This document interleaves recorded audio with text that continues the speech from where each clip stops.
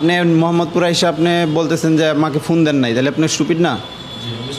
অফিসে এলাও না ভাই, আমি নিচে যাচ্ছি। অফিসে কর্মকর্তাকে ডাকেন।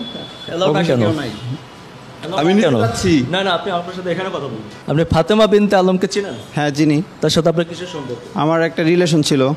আপনি একটা হিন্দু ছেলে না? হ্যাঁ। আপনি একটা হিন্দু ছেলে হয় একটা মুসলমান মেয়ের ক্ষতি কেন করলেন? আরে বাবা, কেন করেছেন বলেন? কেন করেছেন? উনি কি আমার ওয়াইফ? হ্যাঁ? উনি কি আমার ওয়াইফ? আপনি তাকে ভোগ করছেন কেন? এই বুঝান আপনি কিছু। আস্তে আস্তে। আপনি অবৈধভাবে একটা মেয়ের সাথে থাকছেন, তাকে হ্যারাসমেন্ট করছেন, 2 বছর প্রেমের প্রলোভন দেখিয়েছেন, তাকে ধর্ষণ করেছেন, আপনি তাকে বিয়ে করবেন না কেন? আমি কিছুই করি নাই। আমি কিছুই করি নাই। আপনার 2 বছর তার সাথে প্রেমের সম্পর্ক ছিল কিনা? আমার রিলেশন ছিল, ঠিক আছে। হ্যাঁ। আপনি তাকে ভোগ করছেন না? না, করি নাই। তার 2 বছর রিলেশন এক বাসার মধ্যে কি করছেন? কই এক বাসার মধ্যে? হ্যাঁ, আপনারা একই বাসায় ছিলেন। আমি আমি আমি 1 বছর ওনার বাসায়, 2 বছর রিলেশন ছিল না।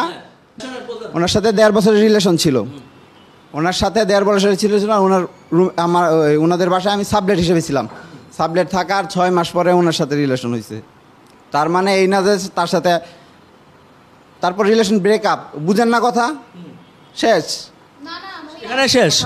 আপনি যে একটা মেয়েকে ভোগ করলেন, এটার আর কোনো ফল নাই। বুক নাই। বুকের কি পাইলেন? এনে বুকের কি পাইছেন? আপনি তার সাথে রিলেশন করলে কি বুক হয়ে যায়?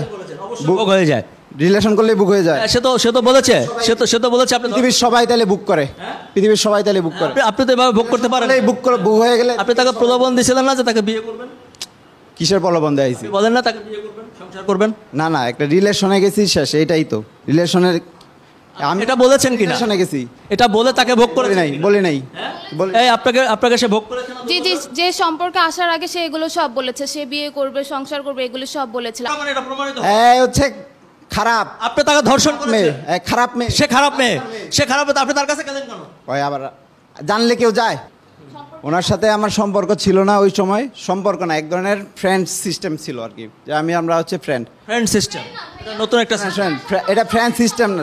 দর্শক মণ্ডলী দেখেন, আমি আজকে একটা নতুন সিস্টেমের নাম শুনলাম, যেটা হচ্ছে ওই ফ্রেন্ড সিস্টেম। ফ্রেন্ড সিস্টেমে এই ব্যক্তি 2 বছর ধরে একটা মেয়েকে ধর্ষণ করেছে, ক্ষতি করার পরে আবার ফ্রেন্ড সিস্টেমে নতুন একটা সিস্টেমের নাম শুনলাম। ফ্রেন্ড সিস্টেম কি জানো ভাই? এটা একটু বলুন।